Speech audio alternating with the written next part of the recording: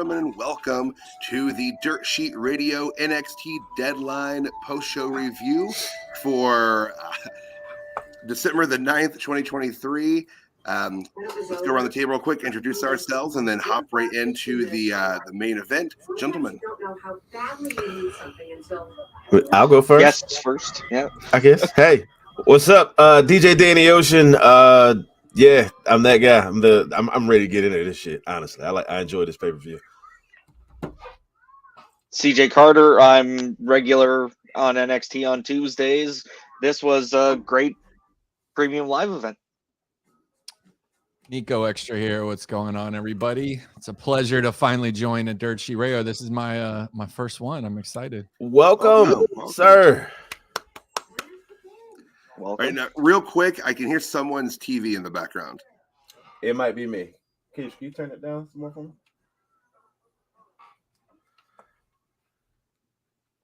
All right, and I, as always, am Tyler, the pro wrestling hipster. Gentlemen, let's dive right into tonight's main event. Ilja Dragunov taking on Baron Corbin for the NXT Championship. What'd you think of the match? It was great. Hard-hitting match. You know, the anytime Dragunov is in that ring, you just expect violence. and that's exactly what we got. And that's I enjoyed that match a lot. Nobody expected Baron Corbin to win that championship tonight, to be honest with you, but he looked great in that match. I will give him that. I will say that. Yeah, that's as good as you're going to get Baron Corbin to look. Oh yeah, for sure, which says a lot about Dragunov too, I feel like.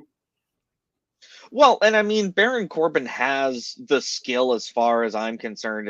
It's been more so the presentation that's been holding him back. And even this whole, I finally get to be myself. Well, you haven't interested me so far. So why would the real you interest me now?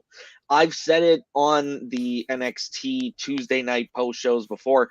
He needs to go be himself in front of a different audience. And I don't mean that in a bad way. I mean it in a way that worked for Cody Rhodes or Drew McIntyre. He needs to find a way to make a name for himself outside of this company so that they'll see the value he brings to the table. Mm-hmm. There's no denying Dragunov is special. He's got something that, I mean, like that when you think of Gunther and all these people that are extraordinary athletes in the ring, and then, you know, the story behind it with the kid and everything, he's really firing on all cylinders right now. And that's what makes him so dangerous. And really, who's going to beat him in NXT? It's really, he's put himself in a predicament that he could pretty much challenge against anyone, and not only NXT, but on Raw or SmackDown. Like, he can make the move right now. There's a lot of people that can make the move, but he's definitely ready to go. It's very interesting. And I know there was rumors of him maybe joining Judgment Day back in the day, but like that would have been a really good fit for him. Him instead of McDonough, I think would have been a much more dangerous alliance. Dangerous alliance for sure, but I mean the way that they were able to weave in Finn Balor's history with JD McDonough did at least have it make sense for him to be that fifth person. I am excited to see Dragunov and what he can do on the main roster for sure. I look back on his matches with Gunther from NXT UK very fondly, and I've been wanting to see him hold that title up for quite a long time before he managed to win it. So I hope he does get a long run, but at the same time, you know, if they bring him up as a viable person to take the Intercontinental title off Gunther, I think that is a hell of a first impression if they can pull it off right. I agree with that. Absolutely. Mm-hmm. So kind of unrelated to Ilja moving up to the main roster, I just want to say that Baron Corbin's jacket on the way to the ring looked like a really bad Inspector Gadget cosplay. Dude, I was thinking the same thing. I was like, what? It does not fit his entrance, his gimmick, nothing. It's just one part Inspector Gadget, one part American Badass Undertaker. It was a weird entrance. Oh my goodness! I was like, where the fuck did he get this Sherlock Holmes jacket from on the way to the ring? It looked really bad. Undertaker vibes, no doubt about it. Very Oh, much okay. like the Doctor Who, or not Doctor Who, Doc Ock from Spider-Man 2 right before he robs the bank. Yeah. I figure man. everyone else got one in there. I needed to throw something in there. So after Dragunov retained, we did have Trick's music hit and have him hit the entrance ramp there. You know, I'm actually really ready for that match. Trick, I was gonna say this when we were talking about the Iron Survivor match and everything, but Trick freaking Williams, bro. Like, how can I put this? I gotta admit, I never expected him to be a star. I never expected Trick Williams to stand out. I thought it was going to be like the sidekick, the annoying mouthpiece sidekick the whole time. You know what I mean? But he proved me the fuck wrong, bro. Trick Williams is the main event player, and he earned that spot. So I got to eat my previous words. Trick Williams is a star. Trick is a star. Oh, absolutely. I didn't hear those previous words, but if you were doubting Trick, I'm surprised. To me, he kind of seemed like he always had that it factor. He could cut promos. He had the look. He was entertaining. Like, it's like, okay, but then after a while, it's like, all right, here's this annoying dude with Carmelo again. Like, when is he going to wrestle? There's And no then doubt Carmelo's been the main event for a long time, and it's nice to see Trick get his moment. Right, in the for sure. tournament. And he's got the crowd behind him, 110%, and that's awesome. That's awesome. CJ knows when you go to NXT, we're a little like over the top there and putting people over, and we can make people like Trick look like legitimate, The Rock at times, the way we're screaming whoop that Trick. But then when he hits the road and he gets that same kind of audience, you realize this isn't just some, flash in the pan kind of deal. So I'm really happy for him. Personally, I didn't see it. I don't know. I just didn't see it at first, but now eyes wide open, bro. He's a star. I just can't see him being Dragunov at the end of the day, though. That's a tough one. I mean, if anybody was to, I think it would be Trick. I mean, if anybody was to beat him right now with the momentum that Trick has, especially, and imagine the pop he would get at Stand and Deliver, taking that title off of Dragunov. It would be insane. This is something that Tyler, if you remember on Tuesday, we were talking about if they set up Trick Williams to challenge for the NXT title, this can further his own feud with Melo. And then by the time we get to Stand and Deliver, we are ready for a triple threat match for the NXT title. I'm okay with that. I'm actually really okay with that. A triple threat instead of a one-on-one. Because they have to get to the Melo reveal sooner rather than later. Like I actually thought it was going to happen tonight. Me too. I had my fingers crossed, literally. That shit's dragging on for sure. Lexis King being like, it wasn't me. Like, okay, we saw you run in the damn like room right after him. If it like he was just there. He was just there. He was going to see his barber. He had to get all trimmed up. Yeah, Nico, you know what it's like needing to get that haircut. Same as me. I do that myself, man. I ain't got time for all of that. All right, now, gentlemen. So, anything else on to night's main event?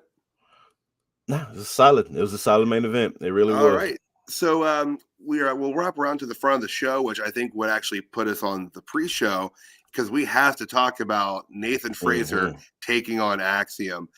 Absolutely fantastic match. It was one hell of an opener. The crowd was hot pretty much the entire time. Really believable near falls on both sides. Just absolutely fast paced, fantastic match. What do you guys think of the opener tonight? It definitely set the tone for the night. Like that match, and then how hot that crowd was for that match. It's like, okay, this is gonna be a special event. You know what I mean? That's the vibe I got from it. I definitely want to see more from them both now. They are teasing a Nathan Fraszer heel turn. I'm pretty sure y'all caught that in there. I'm excited about that. I'm excited about it.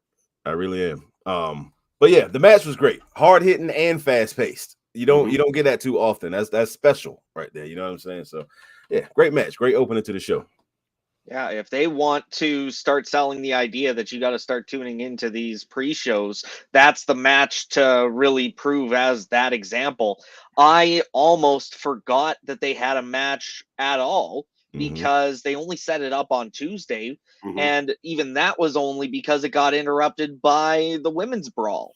Yeah. So I'm glad that they're getting the ample time to do this and hopefully inspire people to not only for the fans to get that investment in the pre-show, but even for wrestlers that get told they're wrestling the pre-show. Mhm. If they have any sort of reservations about it, it's like, oh man, it's not actually the show.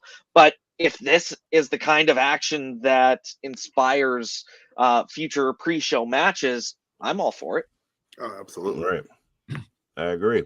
I love Nathan Frazier. I think he's awesome. And, all those Axiom or whatever. But, like, what are they going to do at the end of the day? Where are they ever going to be in the placement of you can't take Axiom and put him against Roman Reigns. You can't put him against, like, it just doesn't make any sense. I mean, granted, as far as a future for Nathan Frazier or Axiom, it wouldn't be anything past mid-card.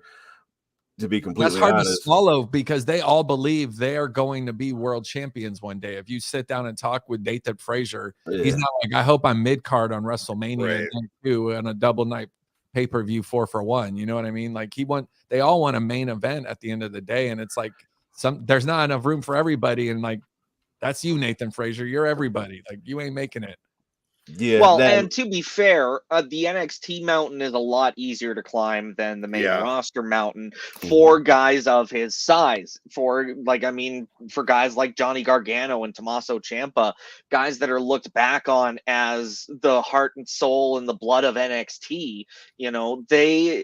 They set the tone for guys his size, and if he continues to live up to that pressure, I say, why not put the NXT Championship on Nathan Frazier? I think he's got a solid work ethic, great presentation, and especially if they do this heel turn right, if they end up doing it, I think they've got a good, solid challenger for whoever comes out of New Year's Evil. Mm-hmm. But when you say mid-card, are we talking NXT mid-card? Because, like, is Nathan Frazier going to be challenging Bron Breakker, and you believe he could beat him in a real fight? Or, I mean, where do they? I could see him against a Bron Breakker more so than a Roman Reigns or Seth. Mhm. Well, honestly, I could see him versus Seth Rollins. To be honest with you, I could. I mean, Axiom. Yeah, nah, Yeah. that's Yeah, why not? He's 5'7". I mean, like, he's really short, and I know like Rey Mysterio guys can make it at that, but there's a lot of it's guys. a different time though. It's a different. I get what you're saying 110% as far as like where will these guys be after NXT? That's like a whole nother episode. That's a whole different set of content right there. Away from Dragon Lee, he's amazing, but is he really Same that thing better than Axiom? Or to be completely honest, I'd see a Santos challenging Roman before Dragon Lee, but they're pushing the shit out of Dragon Lee. They love Dragon Lee, but I mean, is he better than Axiom or like anyone else that's in the ring that's about the same size as him that wears a mask? They're all kind of equivalent. They just think Dragon Lee has better star potential, selling power, international power. All that kind of I agree with that. I'll hold my comments for Dragon Lee until we get to the North American title match. Yes, Dragon Lee's better. All right. So, anything else on the pre-show match between Frazier and Axiom? They announced during the commercial break that Roman Reigns is headed to SmackDown this Friday. Yep. Yeah. Yeah, so I'll have something to talk about at the Rewind on Friday. The Tribal Chief will be present. Yeah. So the show this evening opened with Shawn Michaels hitting the ring. Started cutting a promo, went into the old DX shtick, and was interrupted by none other than CM Punk.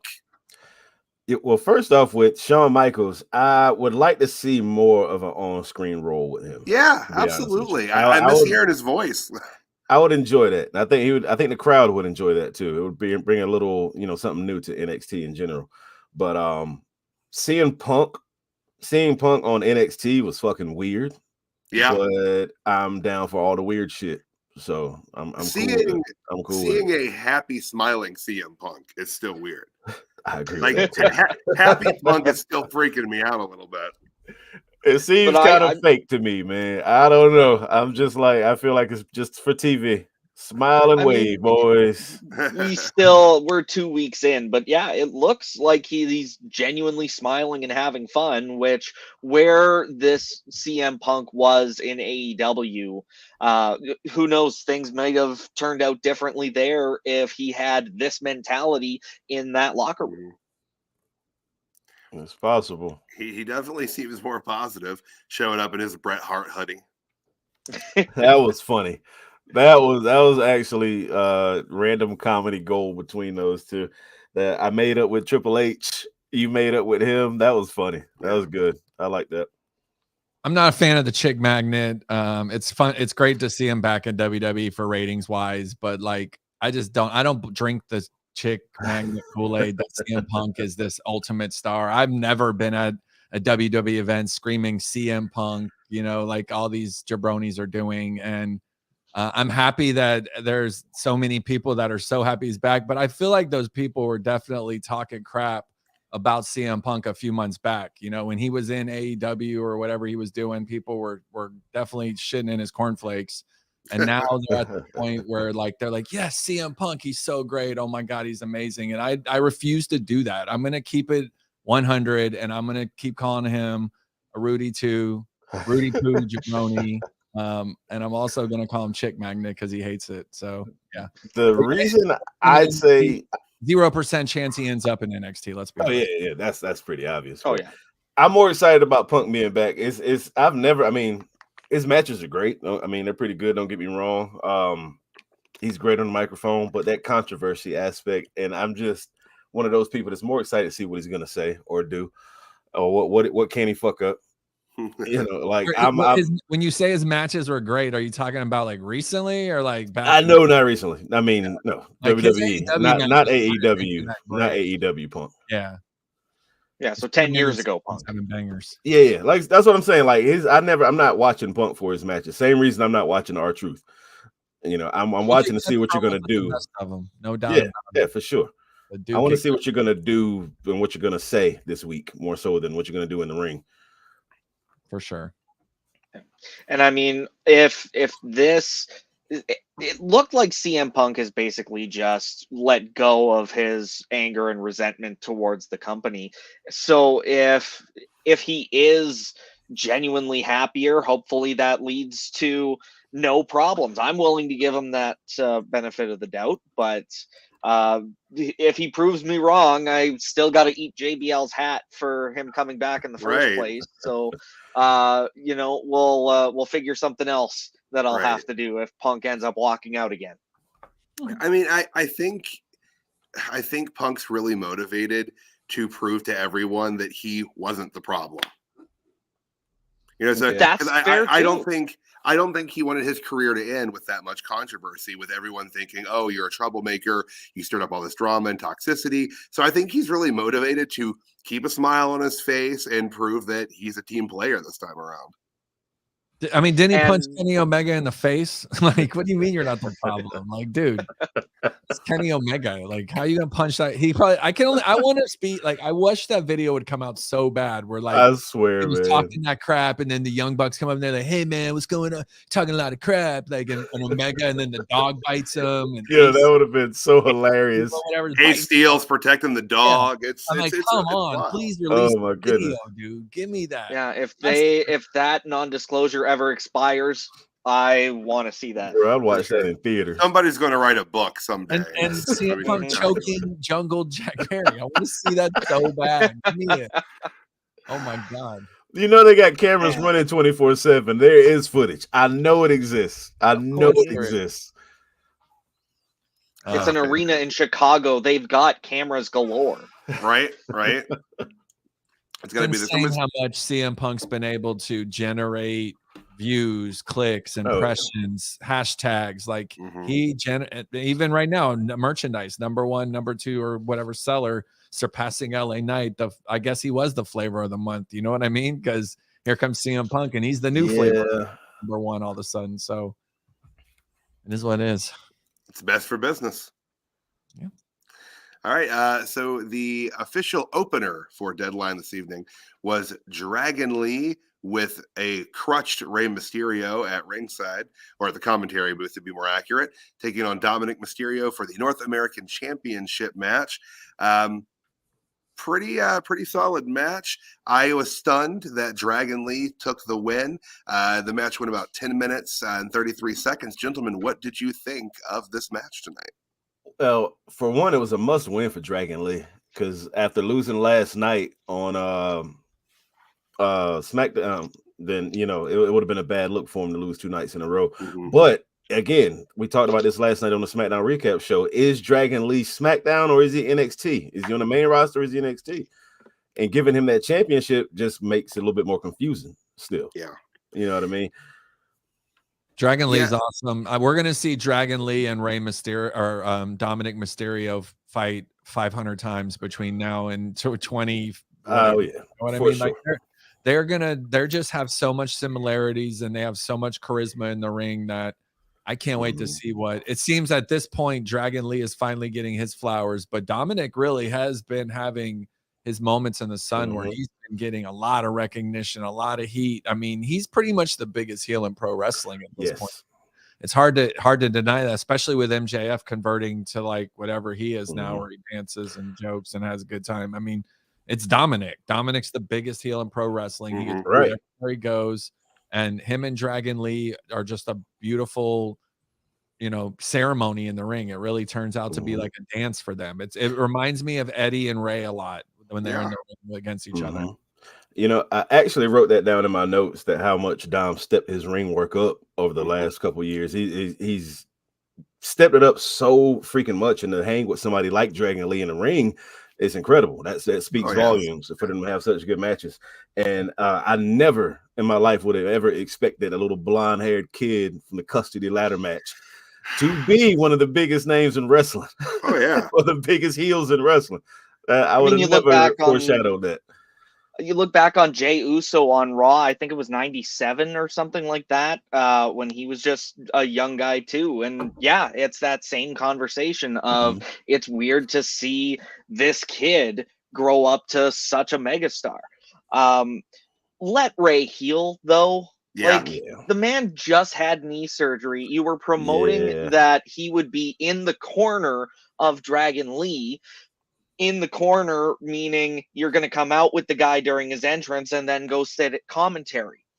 I am never going to complain about seeing Rey Mysterio, but let the guy rest. He just had knee surgery, and the feud can wait. Like, I mean, I saw the article earlier today about Triple H's not scheduling Christmas Monday Night Raw, and how they have no events scheduled from the 19th to the 25th. Great for everybody else to spend holidays with the family. That's wonderful. That's a great decision. Don't call up the injured guy in the same breath.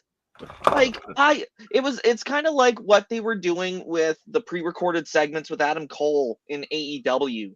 Like, I get sending a camera crew to his house. That at least makes it a little easier on him so he doesn't have to move around as much. But you had Rey Mysterio fly to Bridgeport, Connecticut to sit on a commentary desk for one match.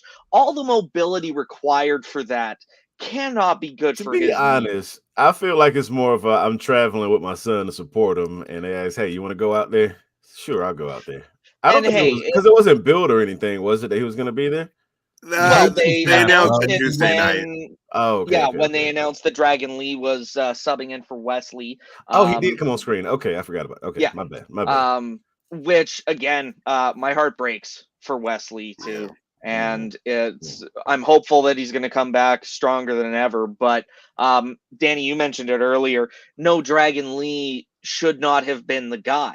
He should have been on SmackDown. He's had great exposure on SmackDown so far. And I get wanting to bring these guys back because it'll boost ratings or it'll buy views for the pay-per-view. But you've got a locker room full of talented people. I say it week in and week out. Let them have the chance to shine and build up their star power. bringing in guys like Dragon Lee to face Dominik Mysterio, another main roster star, does nothing to help the NXT North American title scene. Like, yes, it's good having a main roster champion because it makes the title look more prestigious, but don't let that be the focus. Like, this is 2 reigns in a row now for main roster star. The first time they've really done it since they've been kind of sending stars wherever they want. So I really hope this doesn't become a pattern, but we'll see what happens. So we'll see. Okay, good. I was just saying, another issue that this can create from a perspective of a fan that only watches the main roster is they're going to know more about the North American title than the NXT World Championship. You know, and it almost puts the North American title, just at least from a perception standpoint, above the NXT Championship. And that's definitely fair. Let me ask y'all this: who would y'all see taking that title off of Dragon Lee now? I mean, it could Trick's be got the momentum. Yeah, it could be a lot of people in NXT right now that are hot. I could see Carmelo Hayes kind of getting a belt, and him and Trick if Trick is to win the belt from someone, having another belt again. I mean, what else is he going to do right now if they're not going to put him in the picture? But then again, they might have some kind of triple threat thing going on. I don't know. Who do you think, CJ, that could be challenging Dragon? You know, really anybody in that Iron Survivor match. Like, they had a fantastic showing, every single person in that match. I've mentioned it the last couple weeks in relation to the U.S. title tournament on SmackDown and who this NXT superstar is going to be. And I've been saying Dijak would be a great candidate. I'm a big Dijak guy. I think letting him finally have a title run on NXT is long overdue, especially with the rebirth of the Dijak character and shedding the Retribution skin away. He needs something to at least hold and say all of that was worth it, because now I'm finally past it and succeeding.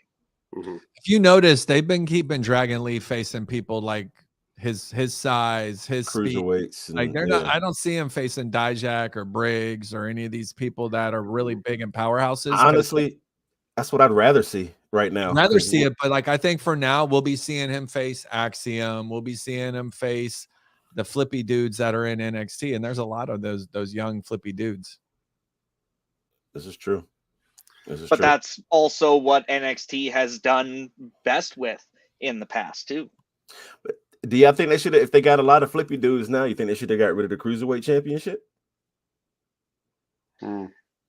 Yes.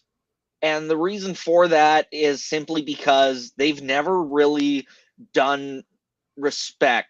Like, they've never really done the Cruiserweight division in a respectful way or really well. Like, wait, you're telling me that putting the belt on Hornswoggle was disrespectful to the title?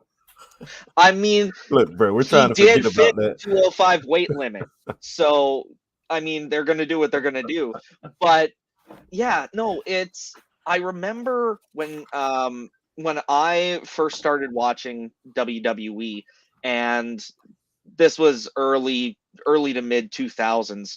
And the first big cruiserweight champion I remember was Gregory Helms. Royal Rumble 2006. Solid story too, with him shedding the Hurricane, jumping to the Royal Rumble to change brands and win it. He did more for that title in that moment than the 205 Live era of WWE, the Cruiserweight Championship did. Like, demoting it from the WWE Cruiserweight Championship to the NXT Cruiserweight Championship. When 205 Live started as a portion of Monday Night Raw, or ended up a portion of Monday Night Raw, it's never been treated with the same respect the fans had. So, of course, they say, okay, well, you're not making anything worth tuning into. And then the program gets shut down because nobody bothers to watch it. Don't you feel like Wesley was gonna, if he doesn't get injured, he beat those 4 people, Bronson Reed and Gargano. Oh, he was gonna you know win. what I mean? To Mhm. get Yeah, his he was hands definitely on gonna win. Dominic. Like he was probably gonna win the belt back, and then it would have been back in NXT's hands, and it would have been a completely different storyline. This was a like a cause and effect kind of title change right now. And it probably won't be very long where Dragon Lee has the belt. I can't see him having it for a year. I felt it is a transitional champion situation here. I I was surprised that they didn't keep the strap on Dom. I thought for sure with West being injured, they would just keep it on Dom and keep what he's got going on going. But Even until you figure out a different permanent solution. Right. I don't know. Mommy being pissed at Dom might be good television. That's what I was about to say. I think there was intention for him. I mean, it was all intent for him to lose anyway. It's something leading to another story, right? For Raw SmackDown right now. Is this something that will be that first? I mean, there's already a little bit of division in the group, but will this be that first major crack for Judgment Day? Could I mean, be. I've been going to NXT for like 7 years now, and when Dominik comes out, like he's special. Like you don't get that feeling a lot of times in NXT. He's one of the people. Rhea Ripley, when she comes out, it was special back then. It's special now. Like certain Bianca Belair, certain people that would come out, it just felt special than a lot of other people, and he has that it factor.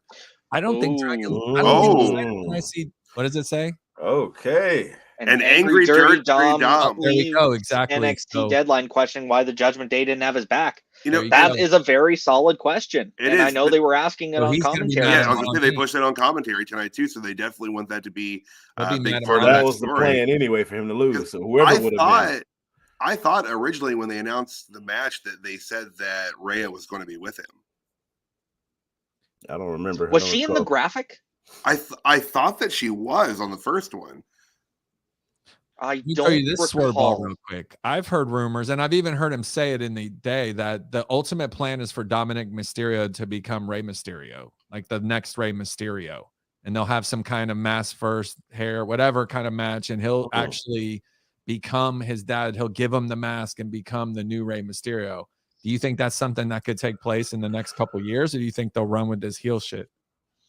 I hope they run with this heel shit. Like he has been really coming into his own as part of the Judgment Day in a way that if he would have stayed teaming with his dad, we'd never have seen it. Yeah. So I think they need to let him grow even further outside of the Judgment Day. Same thing with Damian Priest. He is going to do so much good for himself once he cashes in Money in the Bank, wins the world title, goes on a solo run without the Judgment Day by his side. He's only going to go up and up, and Mysterio too. Yeah. Mysterio's I don't see him winning the world title in the. It just doesn't. He doesn't fit the picture right now with everything they have going on. I could see some kind of not right now. Yeah, but he only has till WrestleMania to cash in, or he's got till he's got till July. Money in the Bank, the next Money in the Bank.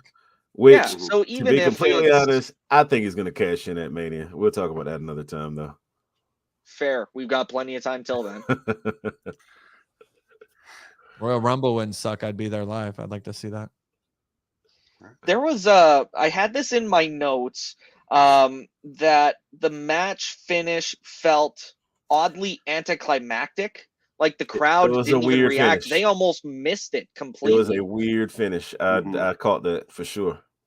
Yeah. I didn't know if that was just me or if that was something that you guys caught as well. It did seem kind of rushed, the finish. Like it was out of nowhere. And you're right, though. It wasn't, it didn't feel like it built to that proper crescendo. Like maybe it should have had another 3-4 minutes to, build to that point. Yeah. I'd have been fine with that, yeah. But yeah, I thought the match was great. Like I said, it was. I felt like if Dragon Lee would have lost, it would have been very bad for him. It would have been a very bad look for him after last night. But good showing for both of them in ring for sure, for damn sure.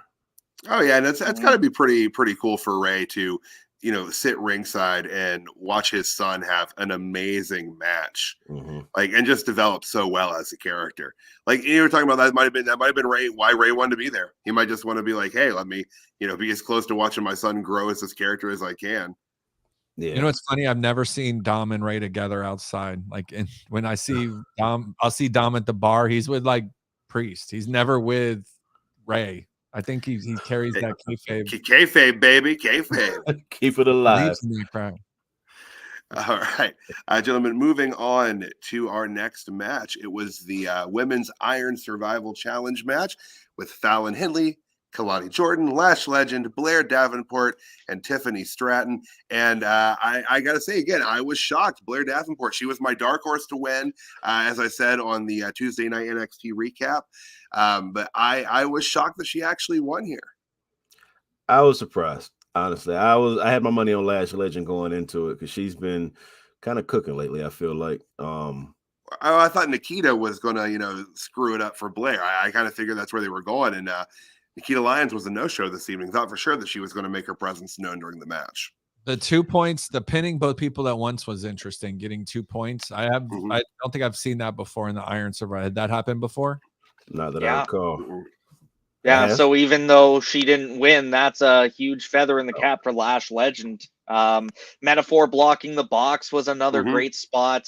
And then Henley getting thrown off the top of the box for through the table, and then Tiffany Stratton jumping off into the crowd as well. Absolutely fantastic spots all throughout the match. This works. Yeah. You know, that Kelani Jordan spot too. I don't know if y'all saw, she did the moonsault off the apron and the way she hit her head, on the announce table. That was tough. That was tough. And for her to keep going like it didn't happen was great. That shows like a level of toughness for her.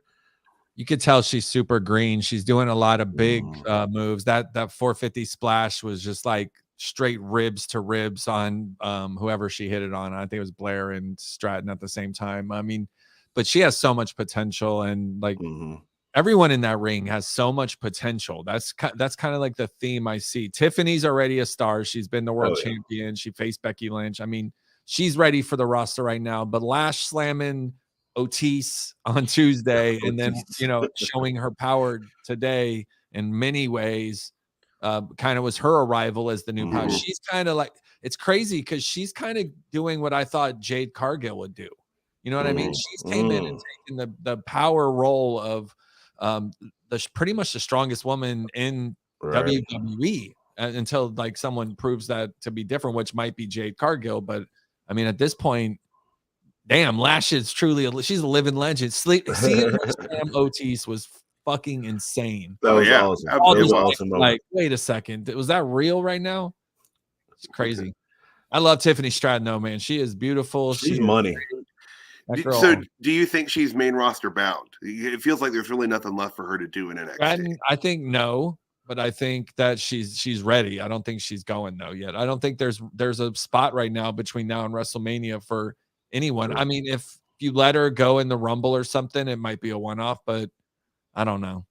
I just don't. Where's she gonna fit in? She's gonna go and challenge, No Sky right now. Let me ask a question real quick. So Tiffany Stratton, she's money. We established that. Lash Legend, she's looking good. She's like a powerhouse.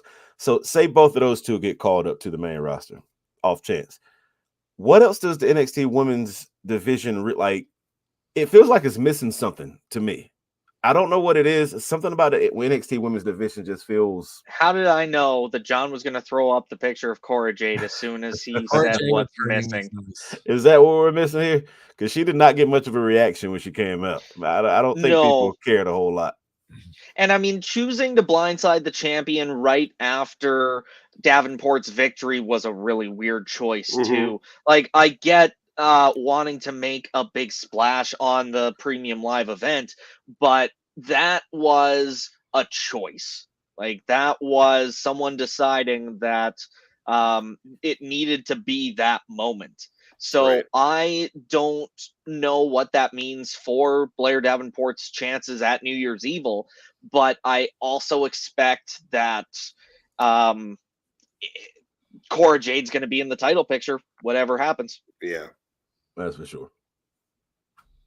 Who knows? Who knows where any of this crap's going? You want your boy HBK to come out. He's too busy in the back writing up some BS right now. Hey, at least we didn't have to deal with a Chase U segment tonight.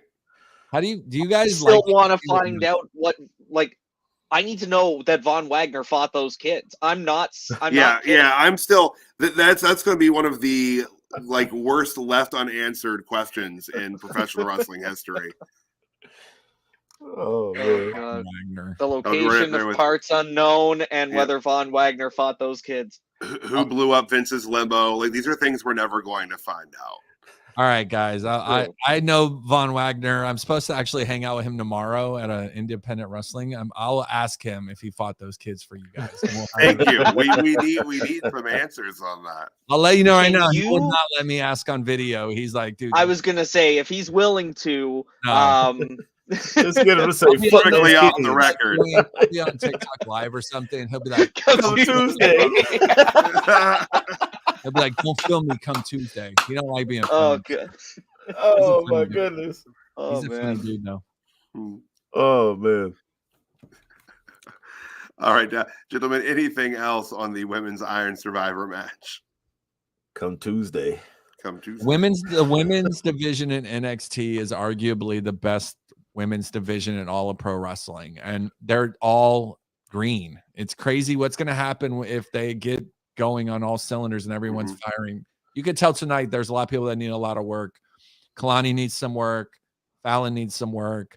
Tiffany in the ring with those people doesn't look like the star that she would look like when she's against a Becky Lynch. It is the way it is. So I can't wait to see where the women's division's going. It's just really exciting right now to be a part of it.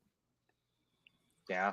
Not about the match itself or the women's division, but during the commercial break after that match, they aired that promo of a very heel-looking Street Profits.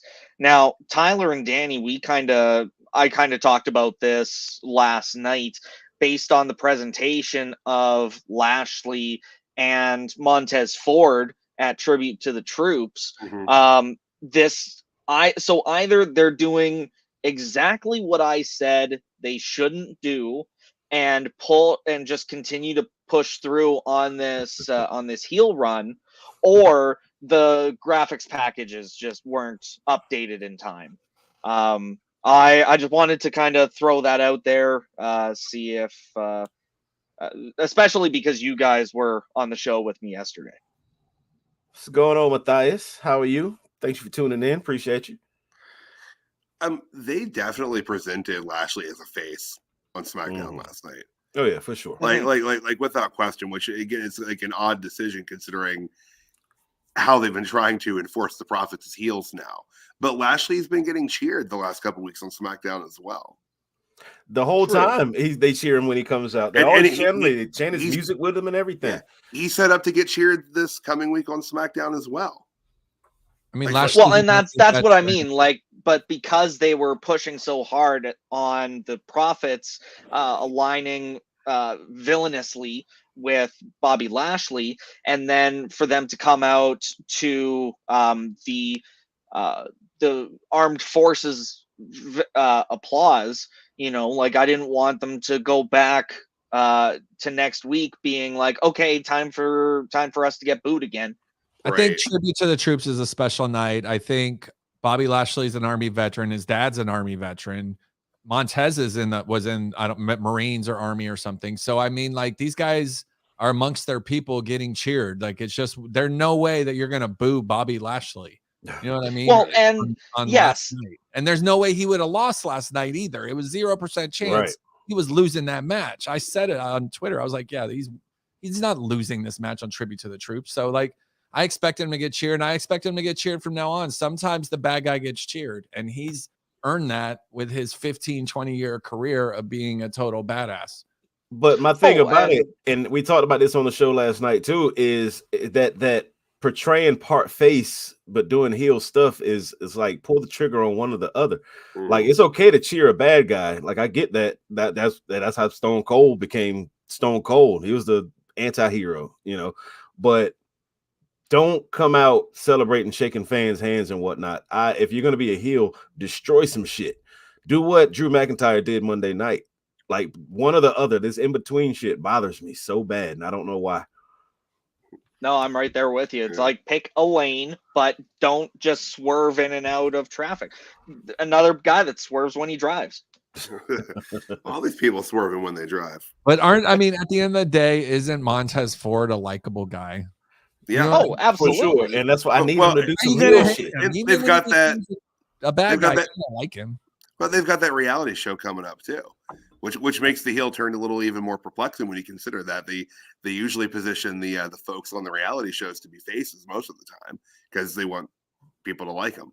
Not Miz. Well, and that's why I didn't Well, get but them Miz firing. is a whole different thing. Like Miz, yeah, even when Miz is a heel, like I think most people respect the Miz. Like True, we've talked it about is this true. before. Like he's one of those guys that when he first came in, I think most people thought he was an absolute joke. And I think he won pretty much everybody over. To my knowledge, he's the only guy to ever be kicked out of the locker room and then actually be welcomed back into it. I don't think I've never heard of anyone else actually achieving that. So like, but yeah, so no, Miz can be heel and be on a reality show. It can, Miz can do whatever he wants. Miz can be Batman. Actually, you know what? I always say R-Truth can be Batman. R-Truth will be Batman. Miz will be Robin. Make that happen, WWE Studios. I had that same thought when WWE released Samoa Joe for the second time, because we knew he was going to be voicing King Shark in the Suicide Squad video game, and then he's body acting in Twisted Metal on Paramount and Peacock, so for them to not have that foresight to use Joe that way still boggles my mind, but at the same time, it's good that they are taking advantage of it when they do. Yeah. Very well put. All right. All right. So moving down the card, we had Carmelo Hayes taking on Lexis King, who I still think pound for pound has one of the coolest entrances in NXT. Yeah, it was the Michael Jackson jacket tonight. Fire. Love to see it. I like Lexis King, man. I don't know what it is about him, but I like him. I think he could be a star. I think he can be. He's got that X factor, that rock star magnetism. Now, I'll say in the ring at the end of that match, it was looking kind of sloppy in there. Like I saw a couple botches at the end there, so it looks like he needs a little bit more work in the ring. Maybe I don't know if it was him or Melo that was a little off tonight. But it didn't look good. They had a great match up until the end, I feel like. Yeah. And I do like the story there with the, after the match was over, it's like, oh yeah, it wasn't me, blah, blah, blah. Even though, like Nico said, it was kind of like, bro, come on now. Well, and a match doesn't absolve you of a backstage attack to begin with anyways. But this moment here where he's got the mic in the ring and says, no, it wasn't me, but thanks for the pay-per-view match. I think that puts a really good bow on Lexis King's inclusion in this storyline. If they don't make anything of the backstage footage, then the thing that I had been saying in NXT when this started happening was, or when he first stepped into this feud, was they're interjecting him in this feud that he doesn't need to be in. But to find out now that the whole thing was just him working Melo to get more exposure, that is a move worthy of a guy whose entrance includes him sliding into frame on a golden throne. Like, he is doing everything so well. But I gotta shout out Melo as well. I had to go frame by frame to make sure that what I saw was what I saw. And there was a moment, you were talking about the botches near the end of the match, Danny. There was a point where I had to go back and really make sure that Lexis King didn't hit his head as he was coming down right in front of the commentary table. And from what I can tell, right in the middle, it looks like that is Melo's hand right under King's head. So the fact that he's got that kind of wherewithal really proves what we've been saying on NXT. why is Melo still there? Like, he has that star power to do well on the main roster, and he works safe. Point proven.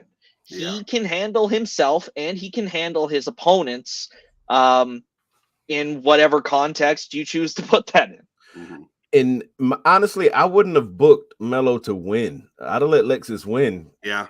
And let the losing streak, the bad luck streak for Melo continue. And then then it leads into the whole trick thing. Yeah. And it could lead to Melo being that next person on the NXT wrestler in the United States Championship tournament. That could be his call up to the main roster. But I wouldn't let him win tonight. I don't think he needed a win tonight. I think the win would have done a lot more for King than it did for Melo. For sure. I disagree. I think as far as pushing this narrative that Trick and Melo are pushing, having like the way they presented it, the way we were talking about it, winning the match, and then them presenting the results like it absolves Melo of any suspicion that he attacked Trick backstage. No, if anything, he just covered his tracks because Lexis King was in the backstage footage. So I think for them to still be able to pull the rug out from under the WWE universe, they tried doing this sort of fake out, but unfortunately it doesn't do anything to still not telegraph that Melo is the guy that attacked Trick backstage for me.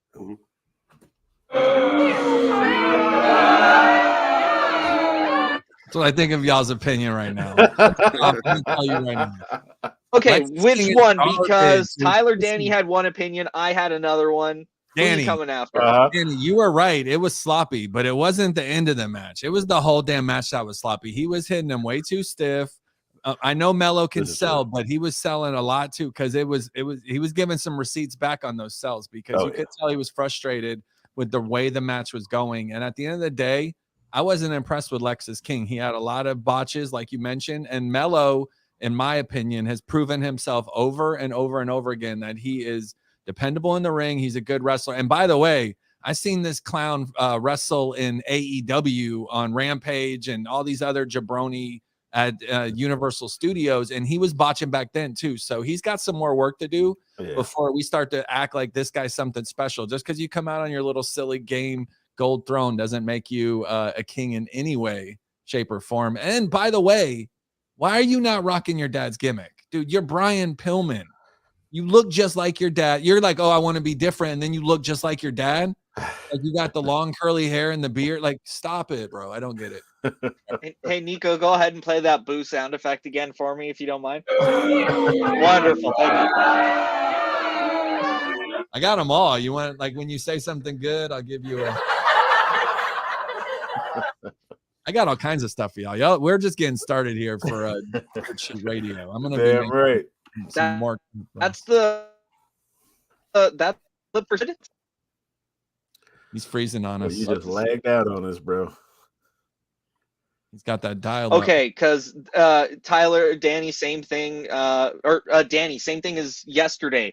My internet was fine for the entire event, and then it started doing the same thing it was doing yesterday. Yeah, random freezes. Like your guys, all four of our cameras on my screen just had that spinning loading wheel on them.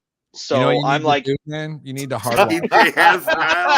Yo, John is wilding his director today, bro. You need to hardwire to your camera. You can get like a 30-foot wire and hardwire from your modem to your computer, and that feels like a lot of work. And honestly, I'm not getting paid, so that's why I can't afford anything better than dial-up, John. I'm not getting paid to be here. I love that you'd rather like freeze than spend $5 on a 30-foot wire. That's cool, bro. Like I'd rather be frozen in time, like over here. First of all, I'm Canadian, so $5 for you is like $9.45 for me. Second of all, I would love to.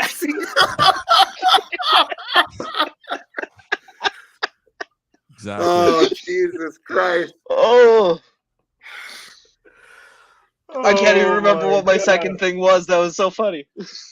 Oh my gosh. I'm just picturing Terrence and Phillip Ooh. hooking up wires and shit. See, Oh, my goodness. I figured the Mountie Oh, was his God. cable guy, you know? Oh my goodness. No, the cable guy was the Moose. The Moose did it. Yeah. That's probably Where are why you my located internet at? Where doesn't you work all because at? it was set up by a moose. Annie, where are you at? I am in Eastern North Carolina, my brother.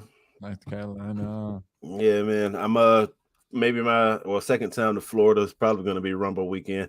This close to pulling the trigger on it. This close. Them tickets are so ridiculous, man. I'm not even thinking about going to the Rumble. There's an event down there that I will talk about it off cam. Yeah, there's a lot of events going on around the Rumble. It's a Mega Rand's event. It's called Battle Rumble. Nice. It's kind of like Wale Mania, but for the Rumble. Congrats on Wale Mania, by the way. I appreciate it, man. Mm-hmm. Appreciate that. Good times. I'm excited. I see you, John. I see you flashing it on the screen, brother. Trying to stunt, I'm a good looking wrestler, I ain't trying to stunt. Boy, I'm a good looking wrestler, I ain't trying to front. I'm a good looking wrestler. Yeah. Let's never let that again. groove. Let's never again. Don't let Yes, the let's dude from talk AEW Iron see that. He'll be Survivor doing again. that move next.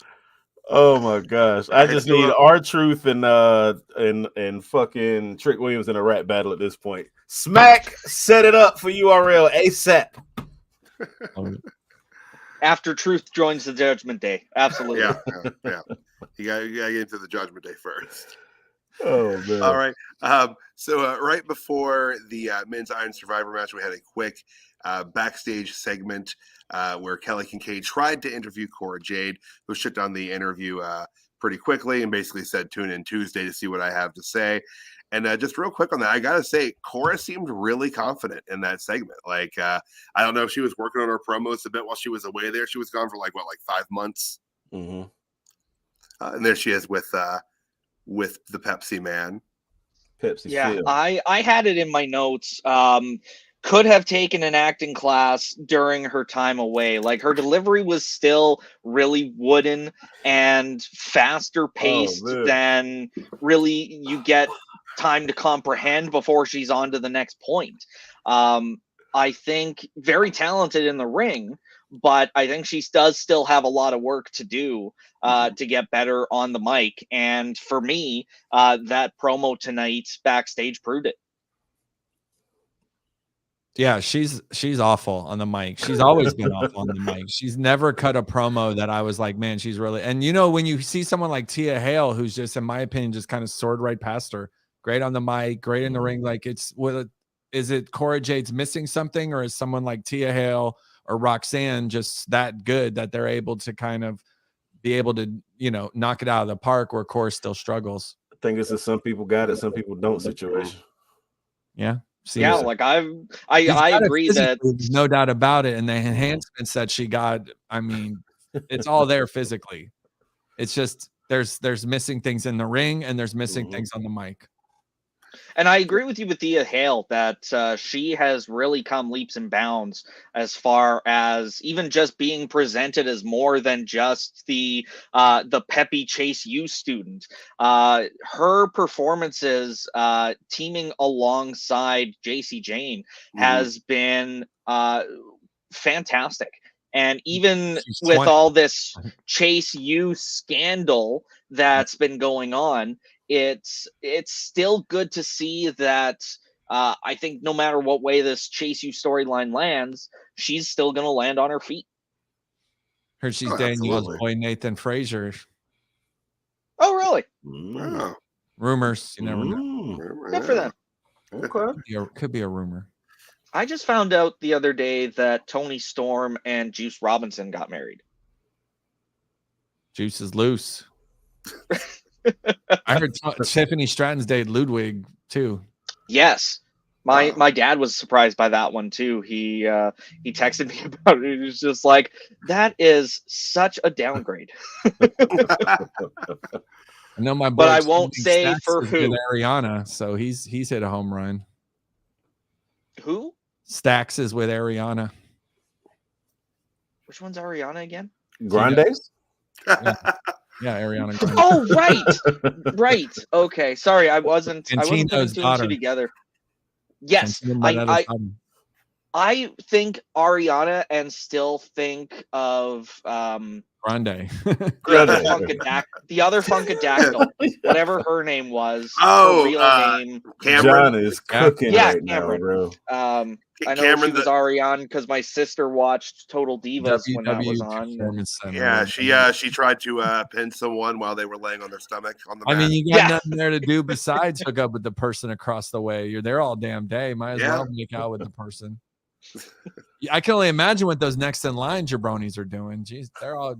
And Kelani's dating Carmelo. It really is love in the air. Really? Yeah. Wow, good for them. Man. All right, gentlemen, let's get into the men's Iron Survivor match. So I'll say this: if you like Trick Williams, the last about 120 seconds of this match is built for you. Trick Williams takes the win. I will say, well, I think on Tuesday we talked about Trick being the most probable person to win this. I got to say the win didn't make him look as strong as it could have. You know, a lot of the falls he got were more circumstance than opportunistic. Somebody, yeah. True. And I feel like, yeah, he won the match, but yeah, it looked more opportunistic than it did, you know, make him look strong or make him look like he did it through skill. Well, I will say I do like how they set it up where he was 0 going into the last couple minutes. Mm-hmm. You know, they because it made you feel like, oh, there's no way he's going to win this. There's no way he's going to come back and win this. They did play that pretty well. I did like how they did that. But did you think they got the first pin with 2 minutes left, or did you be like, okay, this is where it happens?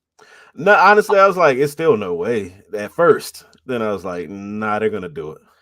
I had it written down in my notes that at the 21:30 mark, Trick will have 2 minutes and 10 seconds to score 4 falls once he gets out of the penalty box.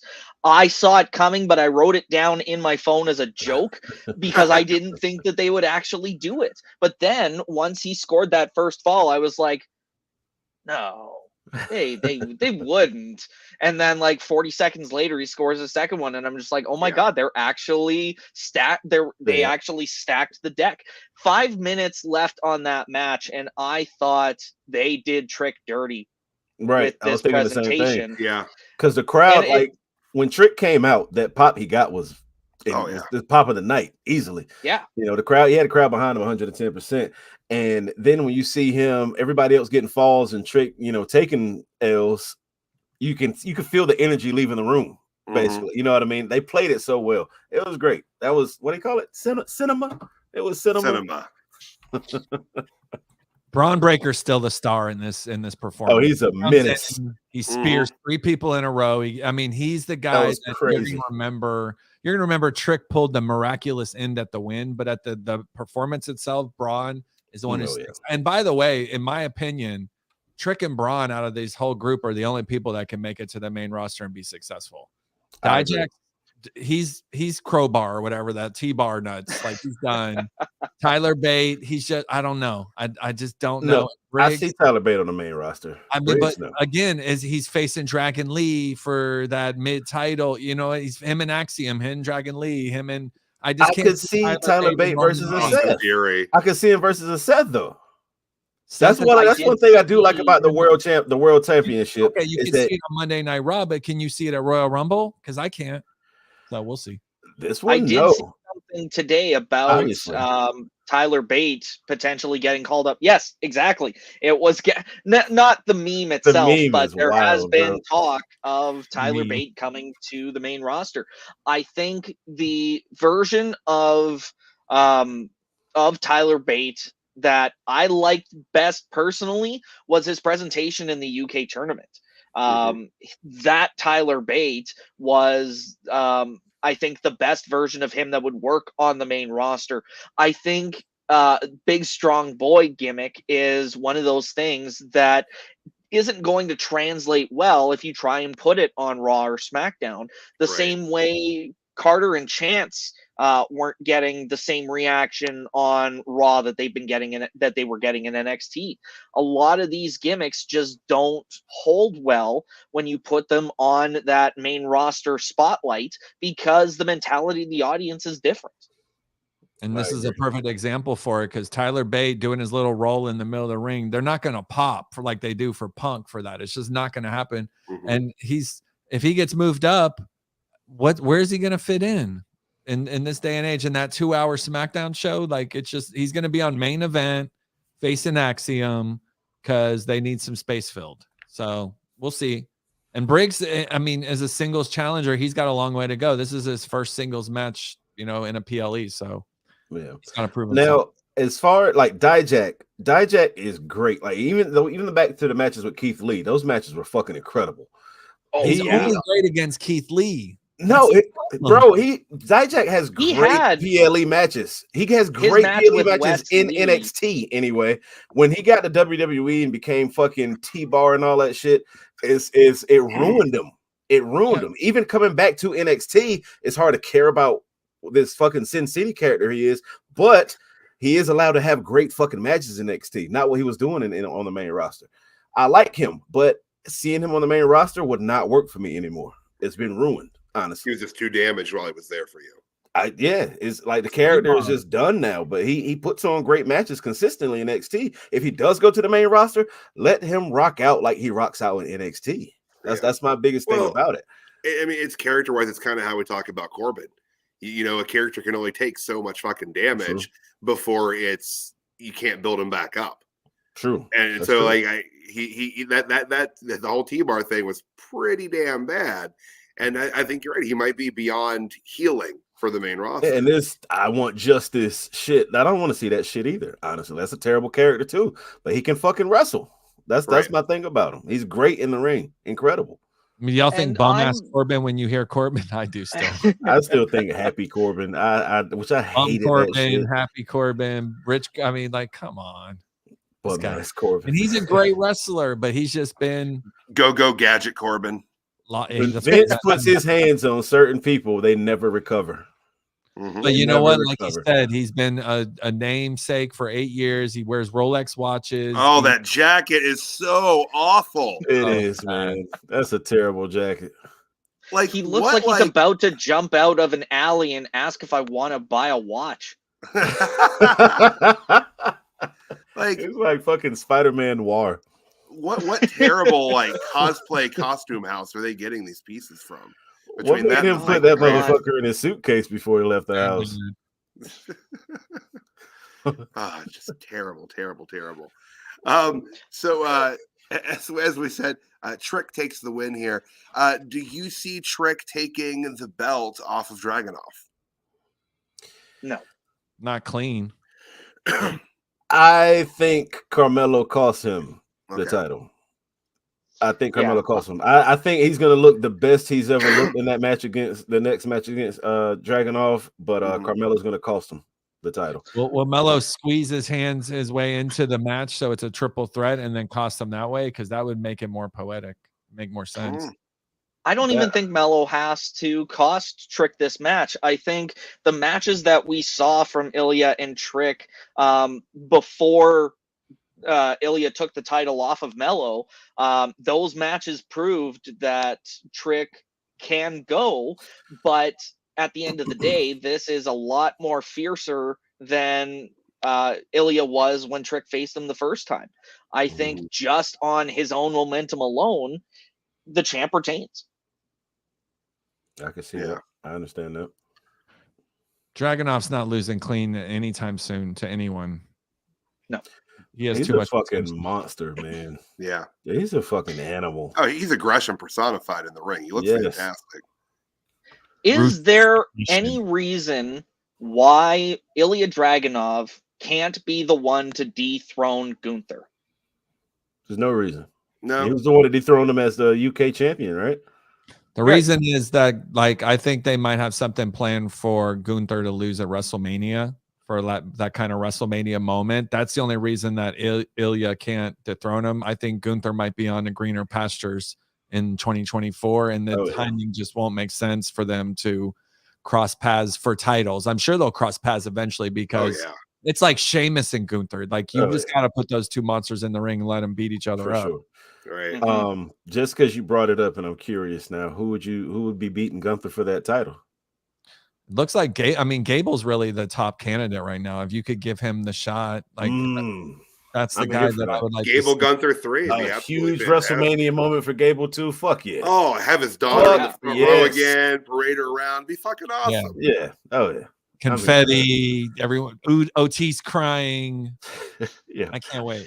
I'm gonna be calling him Otis before this is all over with. I'm sure. Otis. Not me. I am full on just completely a dead set against calling him Otis. One thing that I did want to mention when we were talking about Dijak and him going to the main roster, if LA Knight can survive being Max Dupree, I think Dijak can survive being T-Bar.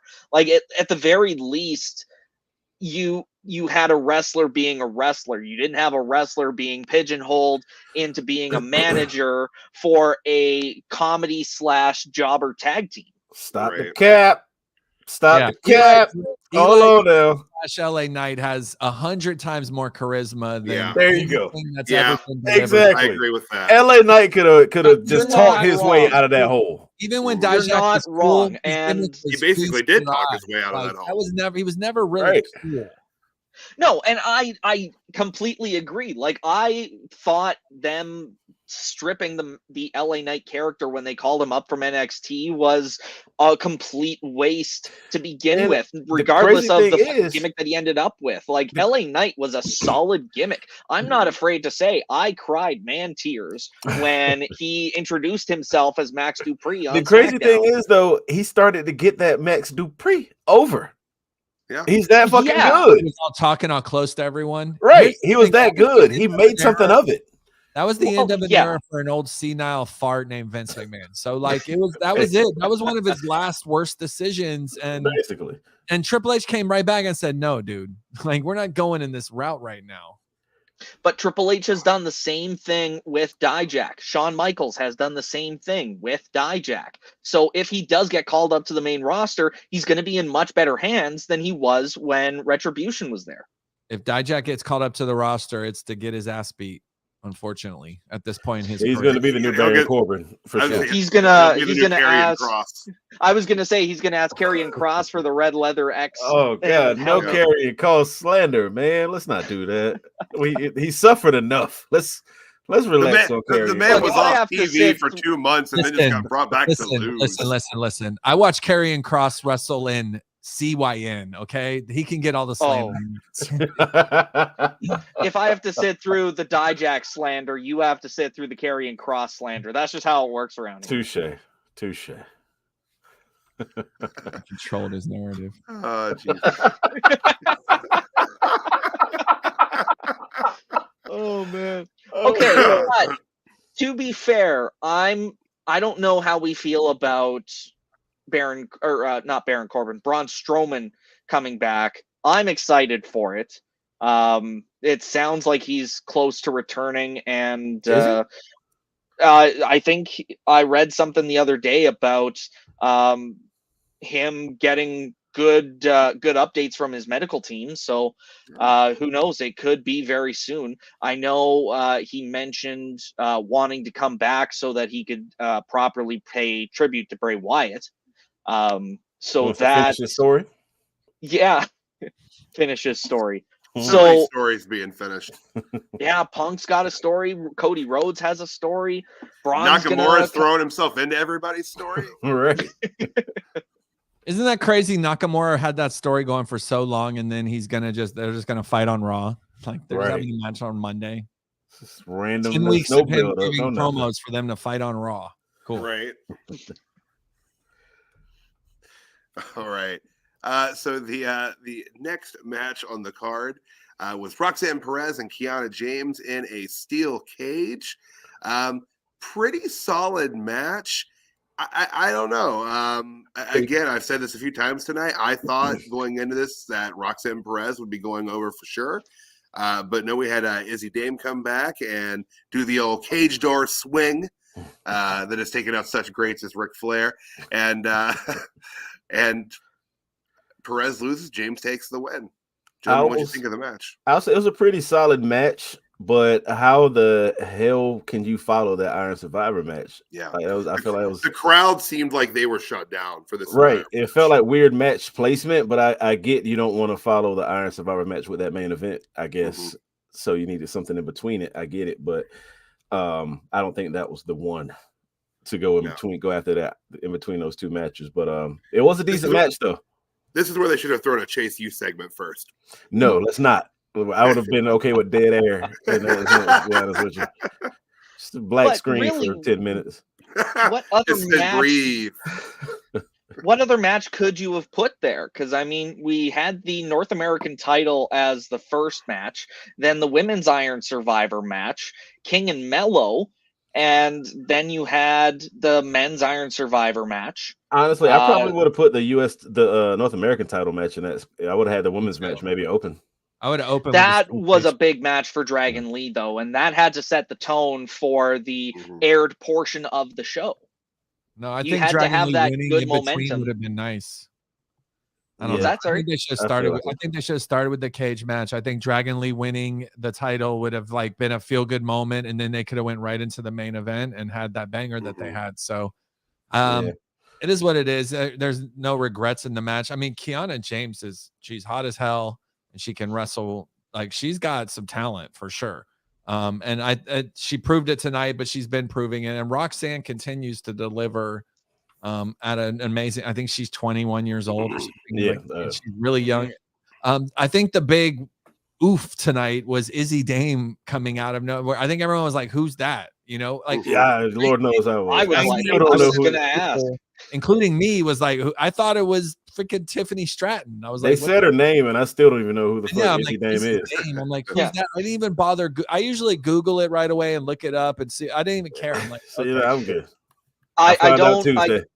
I don't mean to call John out either, but it just really goes to show how little any of us know who Izzy Dame is. The only reason I know is because I did Google her. Izzy is spelt with an I, not a Y. That is how little we know who Izzy Dame is. Right. Where did she was she on NXT before or bro? I got that from Fightful. Nobody knows who she is. Holy shit. Okay, so definitely we've got people reporting Y and I. The fact is somebody is wrong. Nobody knows who she is. But was she injured and came back, or was she where is she coming from? Out of nowhere. Level Up. So she's never been on NXT TV before tonight. All right, back to Google I go. She's a level upper. She is a level upper. Okay. So why what makes them think we would care at a PLE event about her pulling up? Like that question mark. That made zero sense to me. That made zero sense. Or she should have been a masked woman and then revealed Tuesday or some shit. Right. That would have been better than just it's when your face is being shown and people are still like, who the fuck are you? That's a problem. Who is that? Who was that? You know what Never I'm saying? seen her before in my life. Yeah, no, that wasn't it. That wasn't it.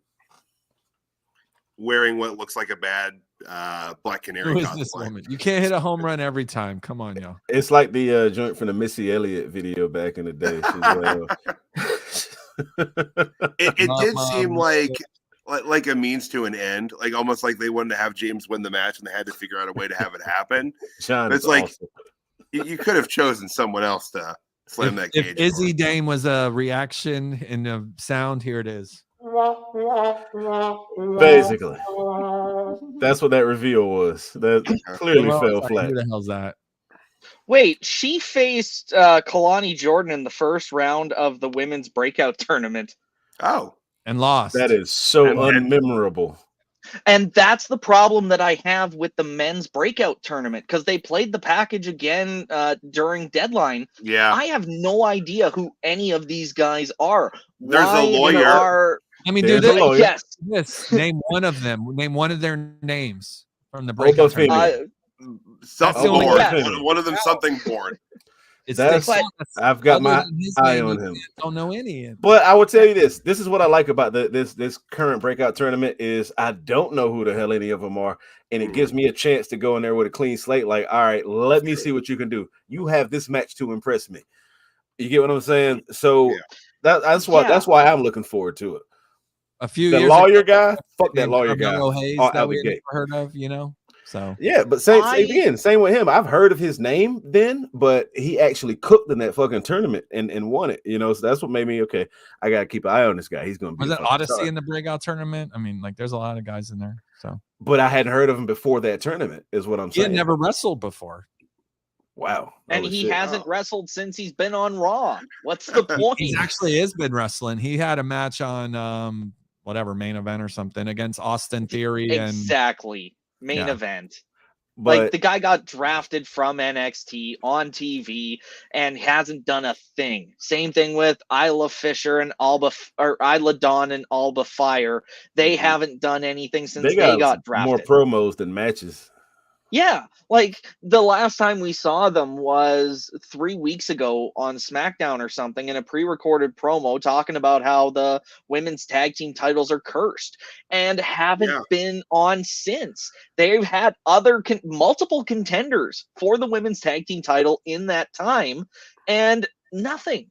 They have failed the most recent crop of call-ups because they just didn't have anything for them. Yeah. They stuck with the talent that they had, and they've been languishing ever since. Would you be excited if they had Alba Fire and what's her face versus Kaden Carter and what's her face? Like, I mean, Yes. on Raw? You would on Raw? Yeah, absolutely, I would. 'Cause I'm no one in the also crowd would someone be that excited about that match at 5 minutes into Personally, it. I would like to that's see the him work. problem. They had there's Becky momentum. Lynch. Like, they left NXT as the NXT tag team titles. They lost them in one of their first televised matches to Rowdy. Ronda Rousey and Shayna Baszler, and ROH's top star. then nothing. Apparently not. She said she's enjoying being a mom and isn't going to sign. So she's basically signed for one bag, and that was it. She got hers and got out. But yeah, I get what you're saying. That's what I'm not understanding about calling these people up just to sit them on the bench. Like, I was really, when they called Odyssey up, I think I talked to you about this before, Nico. Like, I was super excited when I heard Odyssey was coming. I'm like, yo, this is gonna be fucking lit. He's gonna get a shine on the main roster. But nothing. Like, literally haven't seen him one single time on Raw or SmackDown. I mean, he's still beating the crap out of Austin Theory and Grayson Waller on house shows. He's just not. And I'm here for that. I'm fucking here for that. And you know what I mean? I'm definitely gonna check it out. One call up away from slapping Austin Theory next week. Not that it's happening, but like, I mean, you never know in the WWE. And a guy like that, that's just so physically menacing, you know, like he can fit right in anytime he wants, as long as he, you know, plays the right game. It's all about politics. The more you learn about pro wrestling, it's less about how talented you are and how good you play in the back with everyone else, you know. And I figured it. That's why CM Punk has done so well. And he's playing great politics right now. And he's at NXT in the back smiling when everyone's happy, taking pictures. Like, he didn't want to punch anyone in the face at all last night, which is ironic. But my thing is, like, again, we talked about this too. Keith Lee, like, he's somebody that went to the main roster, and I expected so many great things from. After that moment he had, like, with Roman in the was it the Royal Rumble? Lesnar, Royal Rumble. Brock Lesnar in the Rumble. All those moments, the Survivor Series with Roman, but he had some incredible moments with top guys, and then fucking Bearcat. Like, come on, man. That was a Vince decision, and it was. He ruined that character. And if Keith Lee came back and worked under Triple H, I think he'd have a lot easier time. But again, his heart issues and whatever health thing took him out of the ring for a while. Is that a risk that Triple H would take on him? True. I mean, I get it. I understand. It's the window's kind of closed now. Yeah. And I feel like, but I don't want that to happen to Odyssey, is what my point was. Like, I want to see Odyssey shine. Like, I really do. I don't want to see him flounder. Like, I don't want to see him on main event every fucking week. I want to see him main event in a fucking pay-per-view one day. You know, he's got a lot of charisma. So I think in the back, like, he's very likable. So I think he had an injury for a while, didn't he? When he was still in NXT. No, not that I know of. Okay, because I thought he He came was out back. he had a bad knee injury. He was out for a while. I think that's what I'm thinking of, because I remember they showed him on NXT TV. I think it was backstage with Oro Menza and I can't remember his partner's name. They jumped him or something, right? Yeah, or not Menza, but yeah, I can't think of their names. But yeah, and then they showed him standing nearby backstage, and that was a big deal. So I think, yeah, he's definitely got talent. He just needs the opportunity. I agree. There's just so many wrestlers on the roster. It's a really tough, competitive, hungry, political game that you have to play to be at the top of the food chain. And then to get like a Roman Reigns where you say you're wrestling 11 times a year and still the champ. I mean, like, it's so hard to get to that level of politics in wrestling. Oh yeah. Where you run the show in this day and age. It's crazy. We got far away from NXT here, 174 days. We got many away from NXT. Let's get back. Yes. Well, that cage match was that does bring us back up to the main event. So I guess we should loop into our jobber, or as we say here on the NXT shows, the Constable Corbin of the night. And I'm going to take the lead on this one. I'm actually going to go with Izzy Dame, just because we've had all of these amazing returns lately. CM Punk came back. We had probably the biggest one, R-Truth, coming back. But like, nobody knows who the hell this is. They tried to make it sound like a big deal on commentary, but they really didn't do a very good job of putting her over. The crowd was just kind of confused. I think we all thought she was 2 or 3 different people in the span of about 5 seconds. It was a pretty shitty first. Well, no, I guess not first exposure, but re-exposure to the NXT audience. So I'm sorry, Izzy Dame, which may be spelled with a Y or an IE. We're not sure. I apologize, but you're Constable Corbin tonight. There's a teenager named Izzy that's getting way more popularity than her. I know about this, so she's in trouble with that Izzy name. My jobber of the night is Lexis. Sorry, Smith King. The guy almost caused our boy Carmelo an injury. Luckily, Carmelo saved the day, saved both him and himself.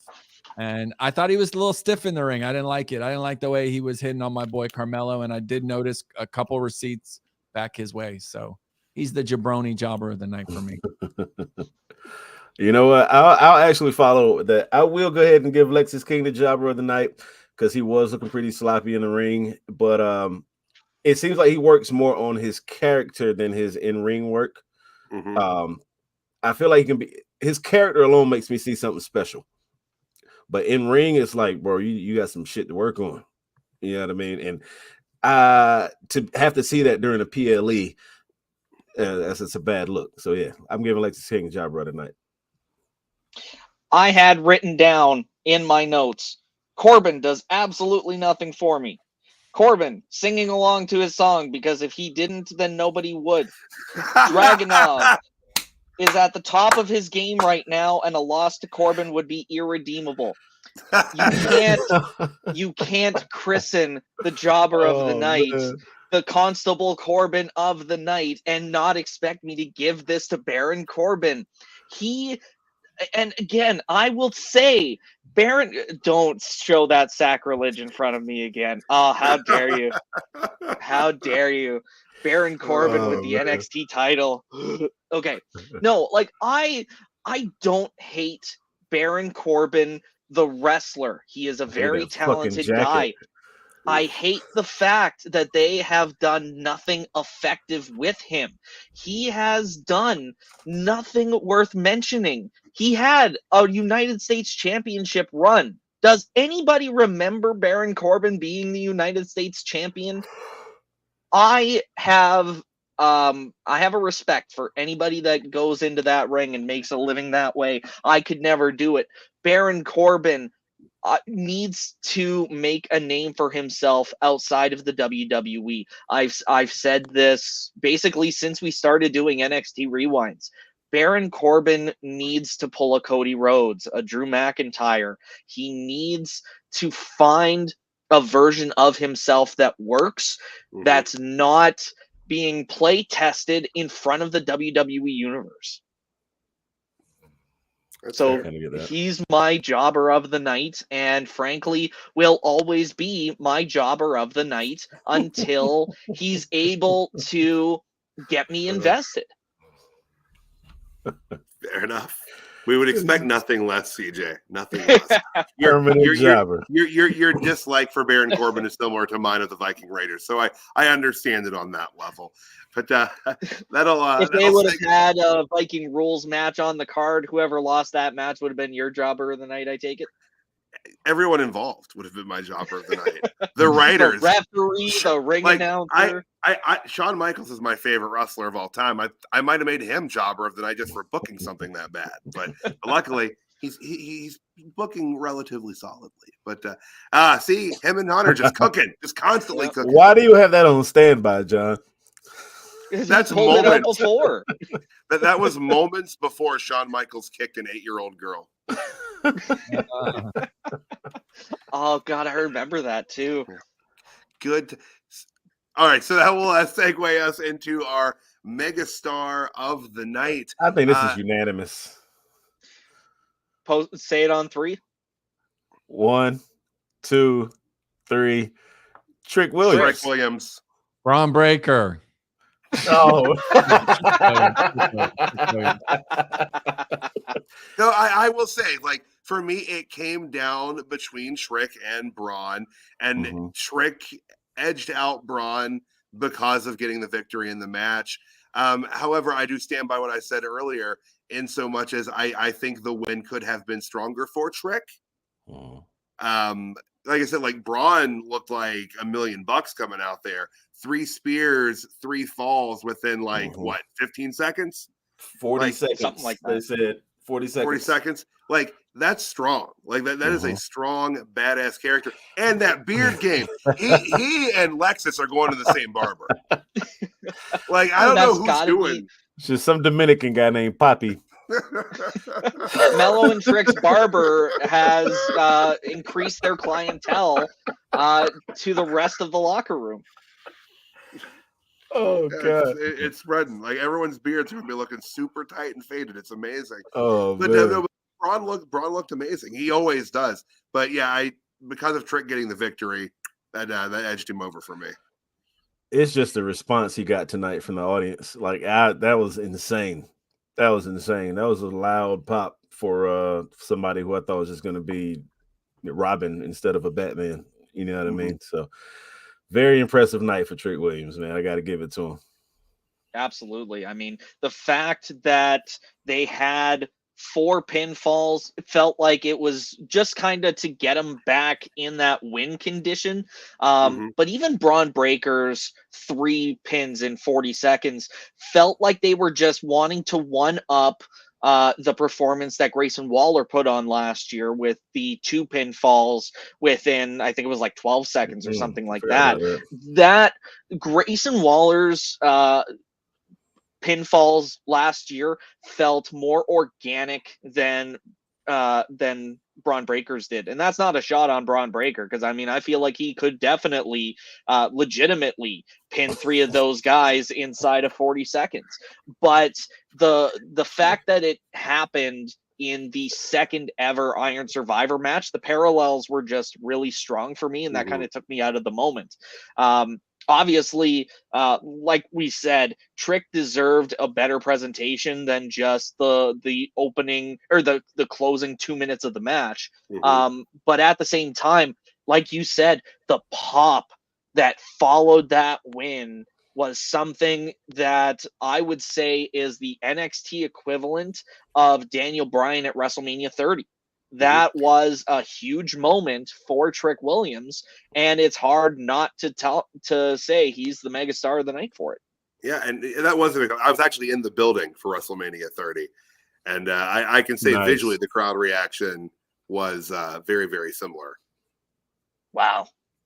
I didn't get to watch it live, but to watch it back even now, especially seeing the Bryan Danielson that's working through AEW. I saw I think it was on Facebook, the promo video that Danielson cut after his match on Rampage with Garcia. If you haven't watched it yet, if you haven't watched that promo, well, first of all, the match itself was great, but if you haven't watched the promo where the camera guy comes up to Brian when he's meditating, watch it. It is wonderful stuff, and it really cements his current spot in AEW. But to tie this back to talking about Trick Williams, that is the moment that you really have a star-making moment here. But will they be able to capitalize on it in a way that does Trick justice, does the NXT title justice, and does his current storyline with Carmelo Hayes justice? There's a lot kind of riding on this. So however they do it, they had more than 2 minutes to be able to do it. I mean, it's one of those things. Well, the future will tell us how everything unfolds. They've got a lot to work with here. They've got to get him, into this world title match. They've got to get him through the angle with Melo. And it's going to be an interesting year going forward for NXT, especially for that main event scene. Oh, yeah. Absolutely. Looking forward to calling Tuesday nights, Tyler? Yep, absolutely. All right, gentlemen, anything else on tonight's show before we sign off for this evening?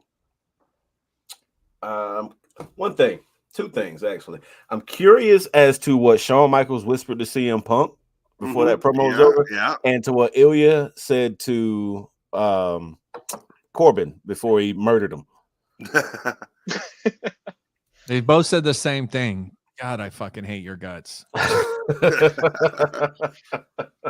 It was the same thing that Bill Murray said in Lost in Translation, whispering at the end of that movie. The only thing I had that I didn't get to mention was that video of Kiana James leaving WWE headquarters really felt more like it was just their attempt to show off their new building more than it was to do anything for Kiana James. Right. Yeah. Like, look at this fancy new building that our superstar is leaving for no other reason than look at our new building. Right. No, that's fair. That's an absolutely fair take. It's like, oh, we moved from Titan Towers, guys. This is the new day. Flashy new upgrades. Thanks, TKO. Oh, you know what? Speaking of TKO and Endeavor, TNA Plus, when they rebrand, their streaming services are being consolidated into the Endeavor umbrella. They're going to be handling TNA Plus's streaming heading into the new year. Just put it on WWE Network and call it a day. Yeah. We're good with honestly, extra. Yeah, I'd be fine with that too. I wouldn't get any special treatment up here in Canada. I'm sure if they put it on Peacock for you guys, that wouldn't happen either because of streaming rights and all that other garbage. But I think this merger has really opened WWE's doors to other wrestling companies in a way that wouldn't have happened under Vince. So you're saying they opened a forbidden door? That is certainly one way of phrasing it. The biggest thing that I think really happened under Vince's watch was Sami Zayn mentioning AEW in that promo, or what was I just thinking of? Chris Jericho on the Stone Cold Broken Skull sessions. Whereas under Triple H, we've seen Shinsuke Nakamura head to Japan to be a part of the Great Muta's retirement tour. We've seen a lot more like the week of Christmas off. That not forcing your talent to come in during the holidays would have been unheard of. Like, how dare you spend time with your family? This is the Attitude Era. Long story short, Triple H is the fucking GOAT. Yeah, absolutely. He's running a company that really should have been WWE all along. Trying to stunt, I'm a good looking wrestler, I ain't trying to stunt. Boy, I'm a good looking wrestler, I ain't trying to front. I'm a good looking wrestler. Oh, Jesus. It's 1 a.m. That is All that right. my Oscars hook? Is that I'm Yeah. We gotta talking keep these too shows much? to All right, 1 hour. gentlemen, I think We've that lost will our way.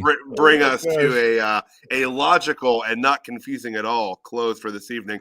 I am Tyler, the pro wrestling hipster, at PW Hipster on Instagram and Twitter, X, all that jazz. I will be back Monday night for the Raw Rewind, and then back again, as CJ said, on Tuesday for the NXT Rewind. CJ, where can we find you, and when will we see you next? Tuesday on the NXT Rewind. Looking forward to talking about the fallout of Deadline with you, Tyler. And, of course, DC Soup, our friend Darian on Tuesday nights as well. We missed him tonight. He had other commitments, but hopefully he's still able to catch up on the show before Tuesday. And then this Friday, I will be on the SmackDown Rewind with Sam Schluter, the straight shooter, B. Ray Jones. Danny, again, thanks for hopping in to the hot seat yesterday and joining us. I loved getting to chat SmackDown with you. I hope we get to do it again soon.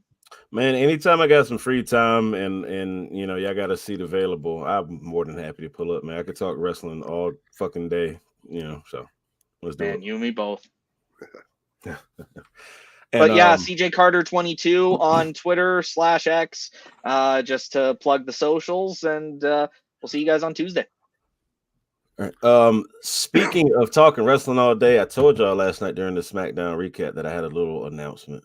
It's nothing too crazy. I talked with John about it. I have a new wrestling podcast with a few friends from out here in my town. My man Izzy, my man Von Casey. Von Casey actually works at the radio station I work at, but we have the 3NT Wrestling Podcast. We are starting top of the year. We're gonna be doing a year review. We're gonna be doing a year in review and releasing it sometime within the next couple days. We got a meeting tomorrow to discuss all that, but I just posted the our Facebook page in the comments, and it's on the screen right now. 3NT Wrestling Podcast. Go like that. It's coming to spot wherever you listen to podcasts at is where it's going to be at. Plus, we are going to do some live streaming stuff with fans and listeners and whatnot. So I'm looking forward to it. But other than that, please go follow me on social media at The Danny Ocean Show on Instagram, Facebook, YouTube, all that good stuff. I do a lot of video game streaming. I do a whole lot of fucking DJing. If I'm not in the club, I'm also here too on weekends doing these pay-per-view recaps with you guys at Dirt Sheet Radio. Wale Mania, April 4th, Franklin Music Hall in Philly. Go buy your tickets. If you're coming to WrestleMania in Philly next year, your first stop is Wale Mania. Pull up, see me. Let's have some fun. What's up, everybody? Nico Extra. If you're not already one of the 300,000 people that's following me, you need to be one of the 301,000 people that's following me. TikTok, Instagram. I'm pretty easy to find. And this Friday, I will be interviewing Samoa Joe live in person at 105.5 FM radio studio. So I'm very excited about that. December 27th, AEW is going to be coming to Orlando, Florida. I have press passes for that, so I'm also excited for that. And I have pretty much formed a relationship with Impact Wrestling /TNA, where they are consistently feeding me wrestlers like pretty much every month. So the only thing I'm missing is WWE. If I can get that contract with them, I'm in for everybody. We all eat when I eat. Trust me, Dirt Sheet Radio, we're taking this world over. Hell yeah. Oh, yeah. All right, gentlemen, it has been a wonderful discussion. Thank you to everyone out there in the streamer land watching us live and watching us on delay. Have a wonderful night, everyone, for Dirt Sheet Radio. Thank you all for tuning in. Peace.